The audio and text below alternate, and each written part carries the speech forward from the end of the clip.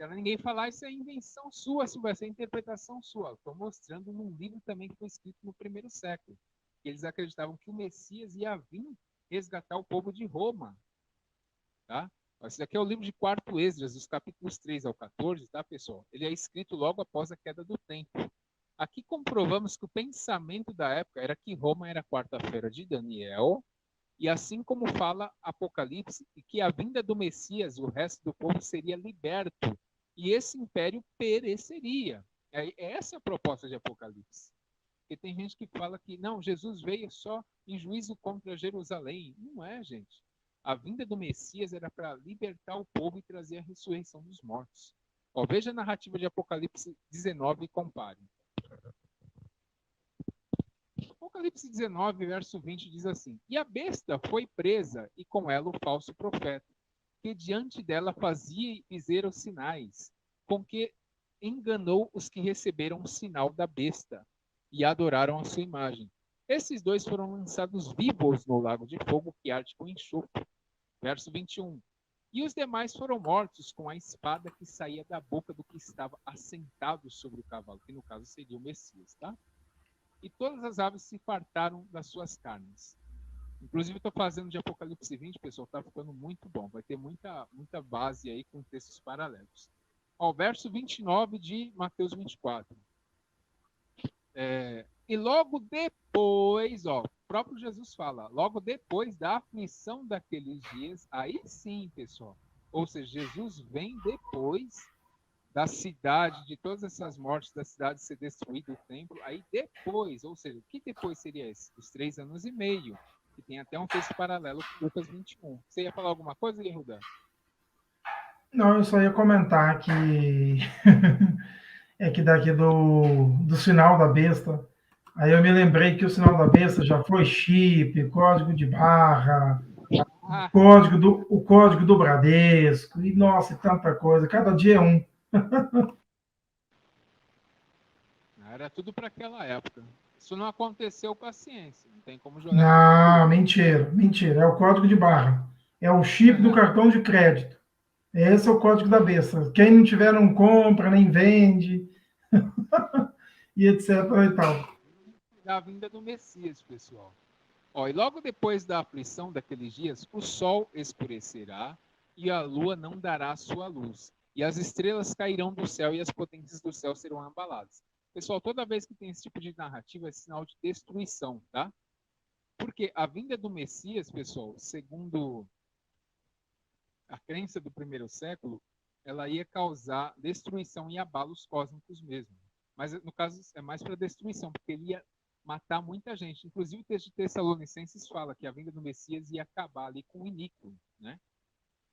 Ao verso 30. Então aparecerá no céu o sinal do Filho de Homem, e de todas as tribos da terra se lamentarão, e todas as tribos da terra se lamentarão e verão o Filho do Homem, ou seja, é visível, pessoal, não é invisível. Porque tem gente que fala, não, Jesus voltou no ano 70 de uma forma invisível, né? E vindo sobre as nuvens do céu, com poder e grande glória. E ele enviará os seus anjos com rigor, rijo clamor de trombeta, os quais ajuntarão os seus escolhidos desde os 4 ventos de uma extremidade a outras dos céus. Tem gente, pessoal, que espiritualiza todos esses textos aqui, com base no próprio Tanar, tá? E eu vou mostrar os textos aqui para vocês. Como vemos aqui, a aparição de Jesus era após a perseguição, que seria, segundo ele, de 3 anos e meio, e pós a queda da cidade de santuário. Ou seja, não tem nada a ver com 70, tinha que ser depois, 3 anos e meio depois. Muitos usam como desculpa ouvir sobre as nuvens como um hebraísmo, né? Exemplo: estando em angústia, invoquei ao Senhor, e a meu Deus clamei do seu templo. Ouviu ele a minha voz, e o meu clamor chegou aos seus ouvidos. Aqui está em 2 Samuel 22, 7. E vejam a resposta de Deus. Coloca mais abaixo. Aqui a gente vai trabalhar em cima de alguns textos, tá? E muita gente espiritualiza fazendo comparações com Tanar. Então se abalou e tremeu a terra, os fundamentos do céu se moveram e abalaram porque ele se irou. Subiu fumaça de suas narinas e de sua boca um fogo devorador. Carvões se encenderam dele e baixou os céus e desceu, e uma escuridão havia debaixo de seus pés. E subiu sobre um querubim, e voou, e foi visto sobre as asas do vento, e por tendas pôs as trevas ao redor de si. Ajuntamento de águas, nuvens dos céus. Pelo resplendor da sua presença, brasas de fogo se acenderam. Trovejou desde os céus o Eterno, e o Altíssimo fez soar a sua voz. Isso aqui está em 2 Samuel 22, 8, 14. O que quer dizer isso daqui? Realmente isso aqui é uma linguagem não literal, tá? Nesses textos do Tanakh que a gente vai ver. O que fala aqui? Que Deus veio em julgamento contra seus inimigos. Davi disse que Deus veio com densa escuridão abaixo dos seus pés e que as nuvens dos céus eram como pavilhões ou tabernáculos ao redor dele. E ele cavalgava um querubim. Davi viu essas coisas fisicamente? Certamente não. Mas Davi foi inspirado por Deus para descrever o julgamento. Isso aqui é os preteristas colocando, tá? O Ô, julgamento de Deus Silvestre, por perseguidor. e não se esqueça que Daniel era um poeta. Sim, Então ele vai fazer poesia em tudo ali, é um texto poético. exatamente. Perfeita colocação.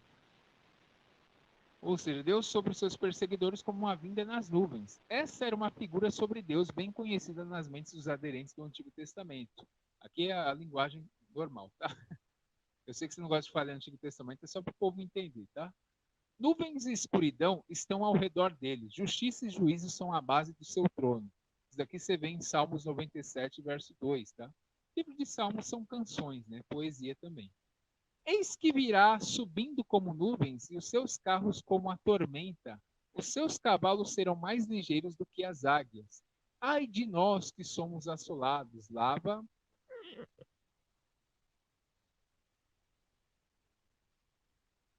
o teu coração da malícia, ó Jerusalém, para que seja salva. Até quando permanecerão no meio de ti os pensamentos da tua iniquidade?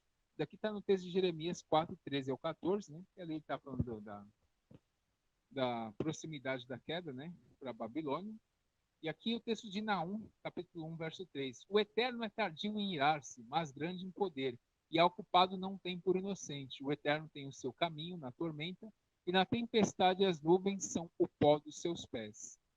Vamos para o testamento de Sofonias 1, 15 ao 17, que diz assim: Aquele dia será um dia de indignação, dia de tribulação e de angústia, dia de alvoroço e de assolação, dia de trevas e de escuridão, dia de nuvens e de densas trevas, dia de trombeta e de alarido, contra as cidades fortificadas e contra as torres altas. E angustiarei os homens, que andarão como cegos, porque pecaram contra o Eterno, e o seu sangue se derramará como pó, e a sua carne será como esterco. Isso aqui está no livro de Sofonias. Ou seja, o que a gente viu aqui, pessoal? Todos esses textos dizem de nuvens e juízos, onde de fato ocorreram no passado contra Israel e os seus adversários. Porém, qual a diferença desse texto de Jesus, né, para esses textos do Taná? Primeiro, eita, você voltou aí? Rapaz, sem querer que eu encostei a mão aqui no mouse aqui, agora eu tenho que achar aqui. Isso. É, ó, todos esses textos, pessoal, dizem de nuvens e juízos, onde de fato ocorreram contra Israel e seus adversários. Porém, qual a diferença aqui? Primeiro, todos sabiam que, segundo os hebreus, o tetragrama era invisível. Tá? Logo, todos sabiam que não o veriam. Tá? Outro ponto é, a vinda de Jesus não era o castigo do povo, e sim a ressurreição dos mortos. E a vinda de Jesus também está ligada à ressurreição dos mortos. Resgate do restante do povo e a destruição do opressor. Tudo, por isso que eles aguardavam tanto a vinda de Jesus. E no caso, não seria invisível, pessoal. No caso de Jesus, não tinha como ser invisível. Pois, segundo o Novo Testamento, ele é o visível do Deus invisível.